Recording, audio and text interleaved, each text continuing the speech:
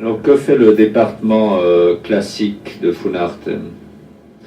Bon, Funart a beaucoup des instituts de beaux-arts, de musique, de folklore. Et l'Institut de musique a aussi plusieurs départements. Et il y a le département, par exemple, d'édition phonographique et de partitions. Et nous essayons de publier les œuvres de compositeurs brésiliens qui sont très difficiles de trouver librairie, et des éditeurs particuliers ne s'intéressent pas par ce genre de travail. Et ainsi, nous essayons de publier ces œuvres et de les enregistrer aussi, parce que c'est important que ce travail arrive au public. Et nous avons aussi des autres projets comme des départements pour l'éducation musicale, une sorte de orientation vers le pays, à l'école de musique, conservatoire. Et nous avons aussi un projet qui s'appelle la Rede Nacional de Musique, qui c'est une sorte de tournée des artistes brésiliens, des musiciens vers le pays. Et aussi des projets pour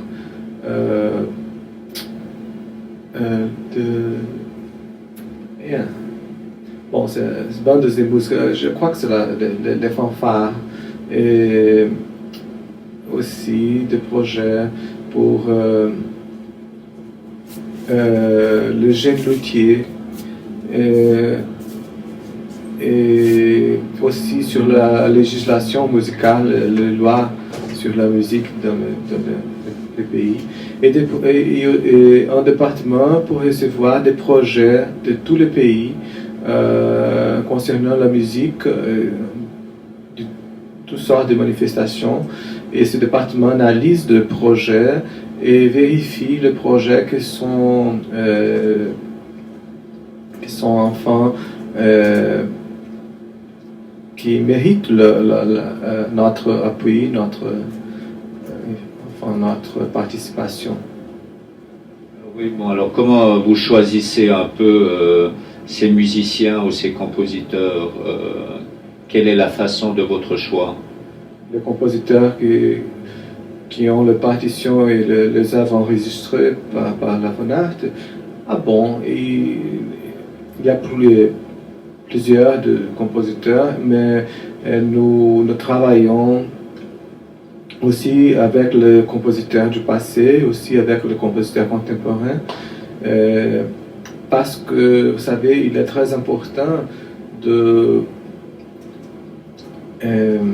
faire connaître les compositeurs brésiliens du passé, parce qu'ils sont très peu connus au Brésil aussi. Et nous sommes toujours dans les bibliothèques, dans les archives musicaux pour restaurer ces œuvres et pour les faire éditer peu à peu, parce que notre budget n'est pas très grand, et ça va peu à peu. Et des compositeurs contemporains, ça dépend des occasions. On le commande des œuvres, on fait des compétitions musicales pour jeunes artistes, on le commande des œuvres pour l'épreuve. Enfin. Alors, quelle fut un peu la musicologie de la musique classique au Brésil? Bon, la musique brésilienne, on peut dire qu'elle a commencé plus ou moins au XVIIIe siècle, avec des manifestations à Rio de Janeiro et dans l'intérieur à Minas Gerais, avec des compositeurs qui étaient autour des églises à l'époque de la découverte de l'ordre dans cette région. Et bon, à Rio, le plus important compositeur de cette époque était le père José Maurício Nunes Garcia. Et à Minas Gerais, on avait beaucoup de compositeurs, comme Emerico Lobo de Mesquita. On peut dire que la musique classique brésilienne a commencé plus ou moins au XVIIIe siècle. À cette époque, nous avons des manifestations musicales à Rio de Janeiro et à l'intérieur du pays, à Minas Gerais. Et à Rio, le plus important compositeur était le père José Maurício Nunes Garcia. Et dans les groupes de compositeurs de Minas Gerais, le plus important était José Emerico Lobo de Mesquita. Dans le XIXe siècle, nous avons d'autres compositeurs comme Carlos Gomes, dans l'opéra, qui est né à Campinas, dans l'intérieur de São Paulo, et a voyagé pour l'Italie, et composé comme Verdi, et était beaucoup connu jusqu'aujourd'hui. Et nous avons aussi des autres compositeurs comme Alberto Nepomuceno, et Henrique Oswald, Leopoldo Miguel, et Francisco Braga, et beaucoup d'autres dans le XIXe siècle. Et au début du XXe siècle, nous avons la figure de Villa-Lobos, qui est le plus connu mondialement, et beaucoup d'autres comme Lorenzo Fernandes, Francisco Mignone, et Camargo Guarnieri. Et jusqu'aujourd'hui, je pense qu'il y a beaucoup de bons compositeurs brésiliens qui ne sont pas très connus à l'extérieur, mais je peux parler de Marlos Nobre et de Dino Krieger, enfin Almeida Prado et de Ber Cardoso. Vous voyez, le pays est très grand et il y a beaucoup de tendances de régions. Mais la musique classique est un peu difficile de le faire connu dans le pays, parce qu'il y a une grande tradition dans la musique populaire qui est très connue, et très enregistrée et très diffusée dans les radios. Et il n'y a pas beaucoup d'espace et beaucoup d'attention pour la musique classique. Aussi dans les radios, dans la TV, dans les enregistrements, et même dans les salles de concert. Le public n'est pas un public comme dans l'Europe, il n'y a pas une tradition semblable. Mais je pense que quand même la musique classique brésilienne a des compositeurs très importants, très bons compositeurs. Et bon, quant au style du compositeur, je parlais de Carlos Gomes, qui est à peu près Verdi, mais je peux dire quelque chose sur le père José Maurício Nunes Garcia. Par exemple, sa musique nous rapporte à Haydn, Pergolesi, Mozart, et enfin le début du classicisme européen. Et dans les compositeurs du XIXe siècle, nous allons trouver quelque chose de Schumann, de Mendelssohn, du romantisme allemand, d'un compositeur comme Leopoldo Miguel, Henrique Oswald, et quelque chose de Wagner. Mais quand même, Leopoldo Miguel, il a écrit beaucoup de poèmes symphoniques qui nous rapportent à la musique de Wagner. Et quant à Henrique Oswald, il y a quelques influences de la musique française aussi. Par exemple, Fauré, il y a un peu du impressionnisme qui commençait à cette époque aussi.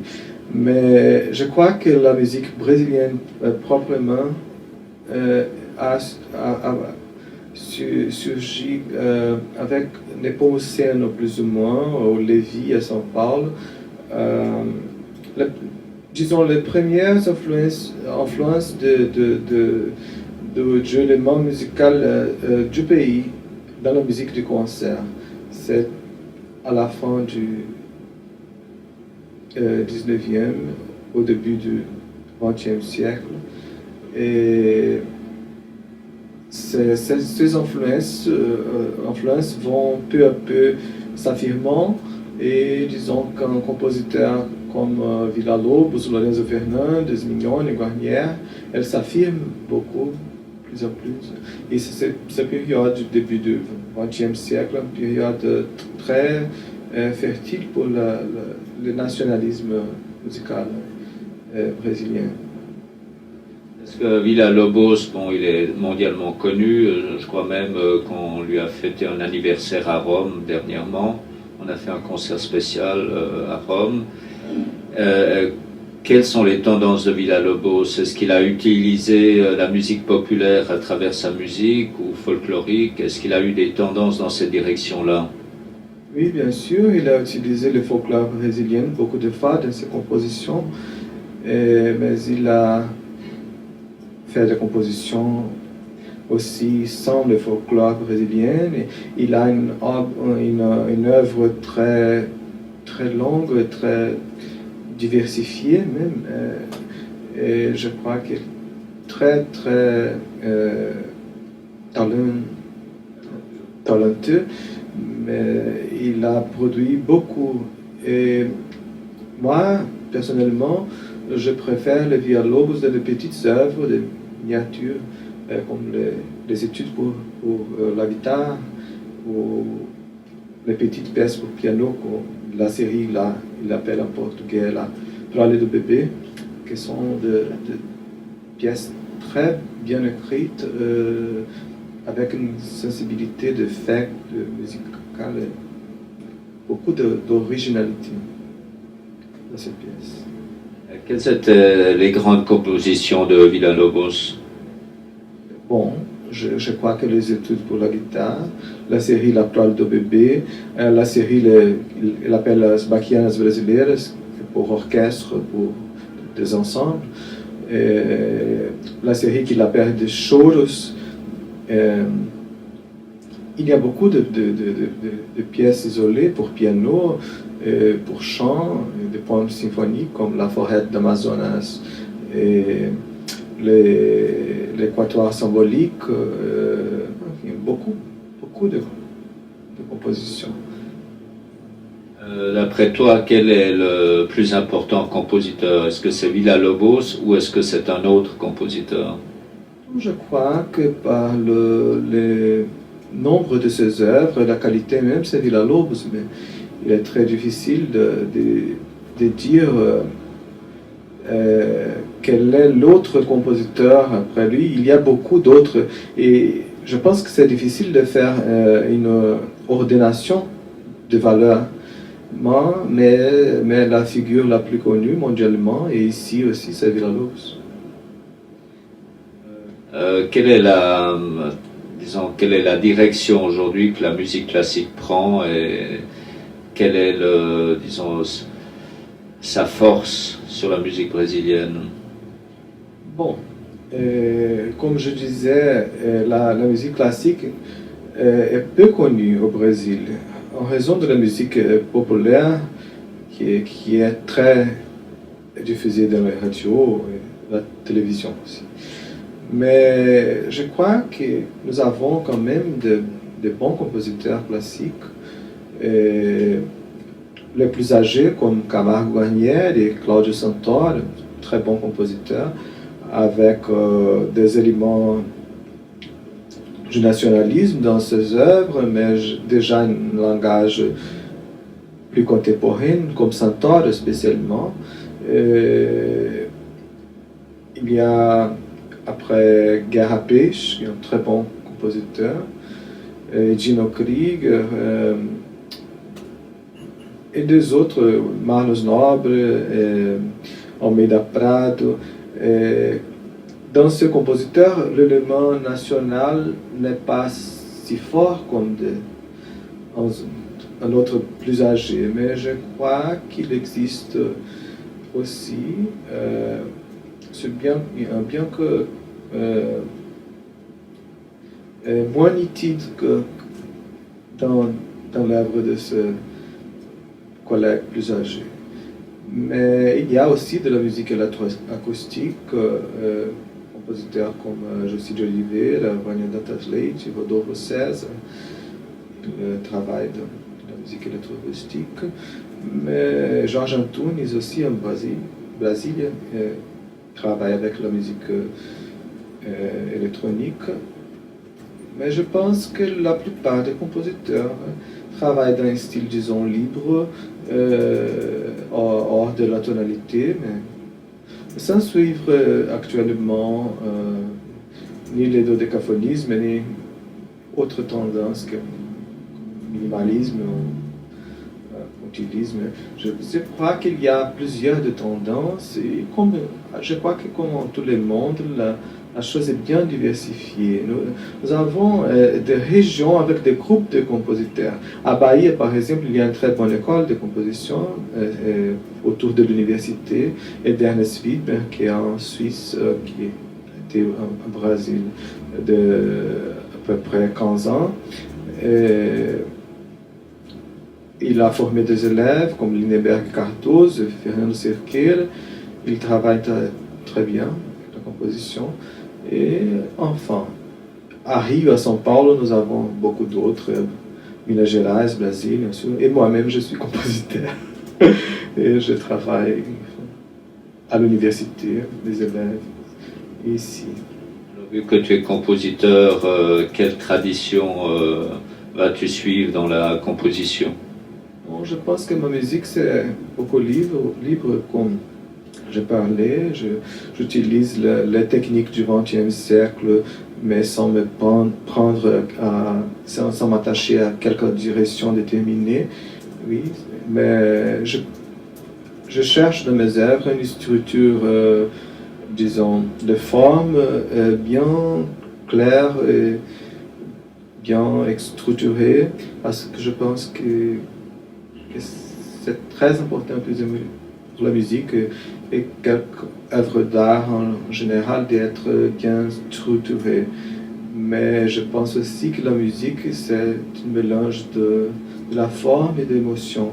Et je crois que c'est beaucoup plus important que l'émotion soit présente dans le discours musical, dans le langage musical.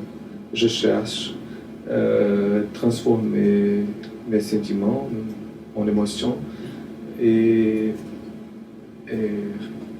faire qu'elle soit présente dans la musique que je compose.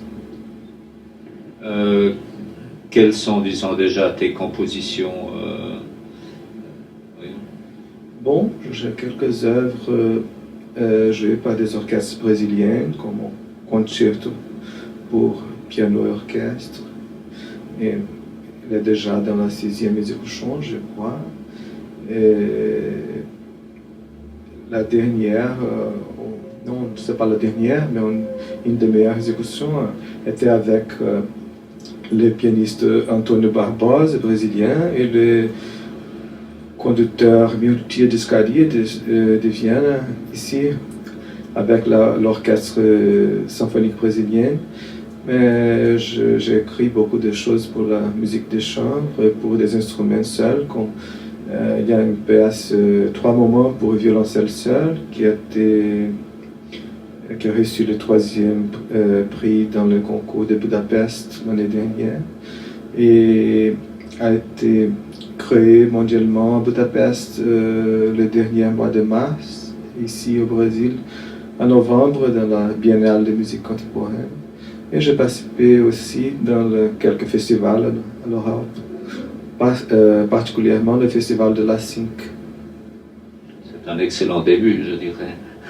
Comment se porte l'université pour la composition et la musique classique? Bon, nous avons une grande tradition à Rio, dans l'École nationale de musique de l'Université de Rio de Janeiro, parce que c'est la maison qui est venue directement du père José Maurício, de Leopoldo Miguel, de Henrique Oswald, et de tous ces compositeurs du passé, des grands compositeurs brésiliens du passé.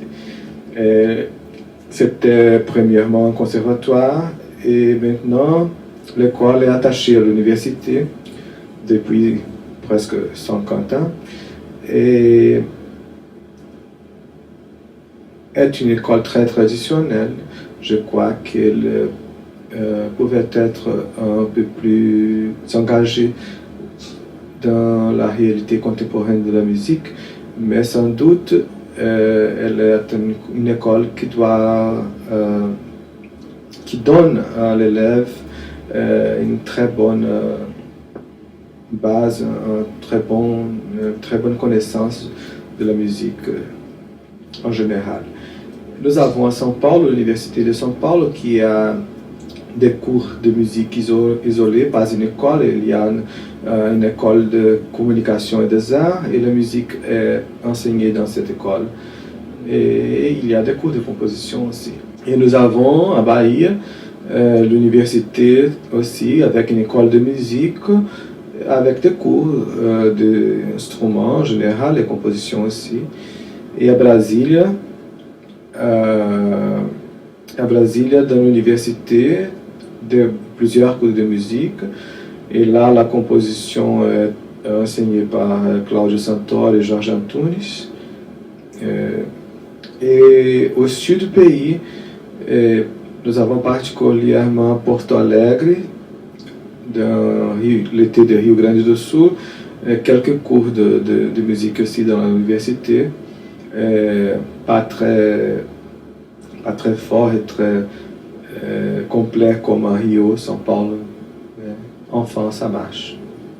Quel est le soutien de Funarte au travers des universités et de ces musiques, de ces écoles de musique? Bon, les universités ne sont pas attachées à Funarte parce qu'elles sont liées au ministère de l'Éducation, et Funarte est une fondation du ministère de la Culture.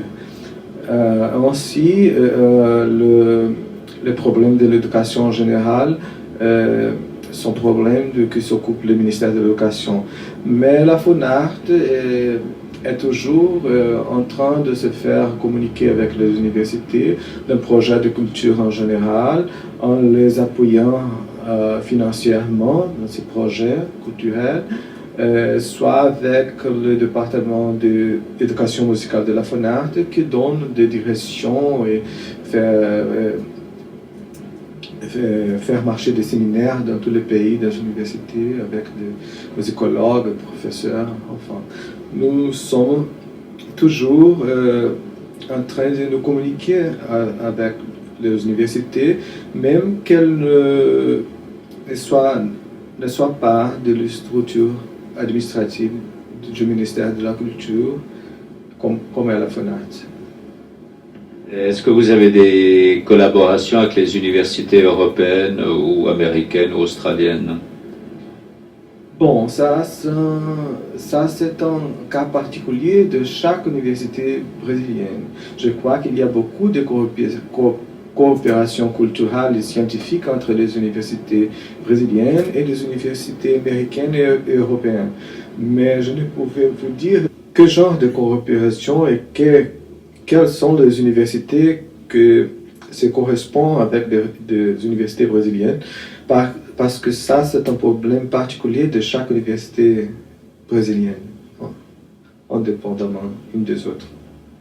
Est-ce que Funarte a un fonds spécial pour donner des bourses à des étudiants de musique ou des compositeurs pour aller étudier à l'étranger?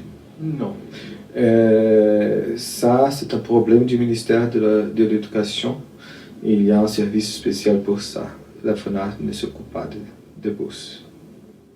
Alors bon, est-ce que Funarte a, disons, un œil sur toutes ces universités en cas qu'il y a de très bons compositeurs, que vous fassiez des publications? Bon, vous savez, très difficile d'avoir des travaux publiés et enregistrés dans la musique classique brésilienne. Et comme notre budget n'est pas très, très grand, il est très difficile de choisir les compositeurs. Et même les grands compositeurs n'ont pas ces œuvres publiées ni enregistrées. Ainsi, nous devrions commencer avec plus grands compositeurs. Et je pense que c'est difficile d'enregistrer, de publier les œuvres de jeunes compositeurs. Mais nous avons une biennale de musique brésilienne contemporaine chaque 2 ans. Et nous faisons une espèce d'un concours musical pour compositeurs, une tribune. Il présente ses œuvres et chaque 2 ans, disons 15 ou 20 compositeurs jeunes sont choisis pour participer de cette biennale qui est enregistrée par la Funart et les œuvres sont présentées à Salas de Meireles, à Rio de Janeiro, et ils ont la chance de montrer ces œuvres et d'éventuellement les avoir enregistrées.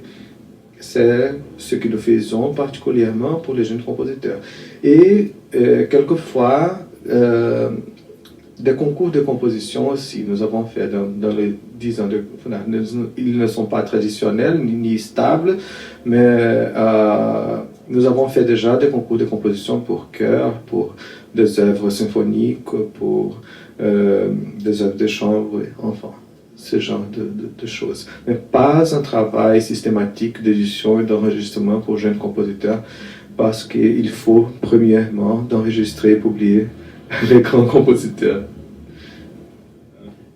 Lorsque vous avez cette biennale, comment les artistes sont-ils choisis? Bon, il y a des artistes qui sont invités directement par Funart. Nous avons d'abord un comité de sélection et d'organisation de la biennale et à peu près 150 compositeurs sont invités à présenter de nouveaux travaux à la biennale. Et nous faisons aussi en édital une espèce d'un concours de composition pour les jeunes compositeurs. Et nous choisissons à peu près 20 compositeurs pour présenter ces œuvres avec les œuvres de grands compositeurs dans les concerts sans distinction de catégorie. Ils sont dans le programme avec des collègues plus âgés, plus importants. Et ces concerts ont lieu au Brésil ou ils ont lieu à l'extérieur du Brésil? Ils ont lieu au Brésil, à Salas de Meireles, à Rio de Janeiro. Et qu'est-ce que vous exportez à l'étranger? Bon, ça travaille pratiquement individuel de chaque compositeur. Il y a les plus connus, les moins connus, mais notre propre disques sont beaucoup sollicités par les radios, par les institutions étrangères, notre partition aussi. Maintenant même, j'ai une demande de 40 livres sur Carlos Gomes de l'Angleterre. Il s'intéresse. Nous avons une session séparée de l'Institut de musique qui s'occupe particulièrement de la vente de produits de Funart au Brésil et à l'extérieur, et de la commercialisation de ces produits. Est-ce que Funart organise elle-même, disons, des concerts pour présenter des jeunes auteurs à l'étranger, ou est-ce que c'est les pays qui invitent? Non. Chaque ministère, chaque fonction. Et nous avons par ça le ministère des Relations extérieures, et la Funart ne s'occupe pas de la promotion à l'extérieur. Elle peut faire un contact d'un compositeur ou un invité international qui, par exemple, a intérêt de venir pour la Biennale de musique contemporaine, mais en général, la promotion à l'étranger de la musique brésilienne est une fonction du ministère des Relations extérieures. Combien de disques publie Funart par année? Bon, il y a la division populaire qui est une autre personne qui s'occupe, et disons à peu près 6 disques par année, 10 partitions plus ou moins. Ça dépend parce que maintenant nous avons une collection de musique chorale avec à peu près 30 partitions pour être publiées. Il y a beaucoup, à 2 ans qu'on prépare ça. Et c'est par exemple difficile d'avoir une moyenne par année de partitions. Mais ça, disons à peu près 10 partitions, 6 disques. Mais il y a des disques qui sont finis dans les magasins et qu'on represse, on republie. Disons 6 nouveaux disques après 2 nouvelles éditions de disques. Disons, vous collaborez avec, pour l'impression de vos disques, est-ce que vous collaborez avec des multinationales ou est-ce que vous les imprimez vous-même, vous les gravez vous-même? Bon, les disques sont imprimés par les multinationales, mais payés pour nous. Et le disque est totalement produit par Funart. Nous n'avons pas de coédition, mais les grands producteurs de disques seulement s'occupent de la partie industrielle du disque, à notre avis. Et comment Funart réagit, disons, sur la musique électroacoustique? Parce qu'il y a quand même beaucoup de compositeurs électroacoustiques et il se passe quand même beaucoup de choses au Brésil à ce sujet. Il n'y a pas une session ni un département qui s'occupe particulièrement de la musique électroacoustique. Il y a dans la Biennale de musique contemporaine beaucoup de compositeurs électroacoustiques. Disons 1 ou 2 jours de musique électroacoustique dans la Biennale. Mais il n'y a pas un projet ou un département qui s'y occupe particulièrement. Et Funart publie aussi des disques de musique électroacoustique? Non, je crois que nous n'avons pas spécialement des disques. Peut-être des pièces électroacoustiques d'un ou autre disque, mais non pas spécifiquement des disques de musique électroacoustique. Disons, le maître Krieger est, disons, directeur du département funartais. Est-ce qu'on pourrait parler un peu de sa composition et de sa tradition musicale? Oui. Krieger est le directeur de l'Institut de musique de Funart. Il est né à Santa Catarina, dans le sud du pays. Il est venu très jeune pour Rio de Janeiro. Et il était violoniste et il a étudié composition avec Carl Reuter, qui c'était un maître de banque qui est venu pour le Brésil. Et après, il est allé aux États-Unis. Il a étudié à Tanglewood et à New York avec Copland et Peter Manning dans la Juilliard School of Music. Et il est revenu au Brésil et il a travaillé beaucoup dans les radios avec des programmes de musique classique. Il a créé le festival de musique du ancien État de Guanabara, qui c'est Rio de Janeiro maintenant, et qui a révélé beaucoup de compositeurs. Dans les années de 1968, 1969, 1970. Et à peu près, il est venu pour la Funart à peu près en 1977, plus ou moins. Il a fait un très, très bon travail ici. Dans la partie des éditions et des enregistrements, c'est lui pratiquement qui a créé ce département ici, dans l'Institut de musique. Et comme compositeur, il a beaucoup d'œuvres symphoniques, très, très bonnes œuvres symphoniques. Eludes sinfônicos, la toccata pour piano et orchestre, les variations élémentaires, enfin, une œuvre sur la forêt amazonas qui s'appelle Cantico Naturale pour soprano et grand orchestre. Enfin, il a des œuvres aussi pour la musique de chambre. Il compose très bien, dans une passion qui n'est pas tout à fait traditionnelle, mais n'est pas académique aussi. Il est très inspiré dans ses compositions. Et je crois qu'il est dommage qu'il n'a pas de temps maintenant de composer plus parce qu'il s'occupe de beaucoup de travail administratif ici dans la Venante.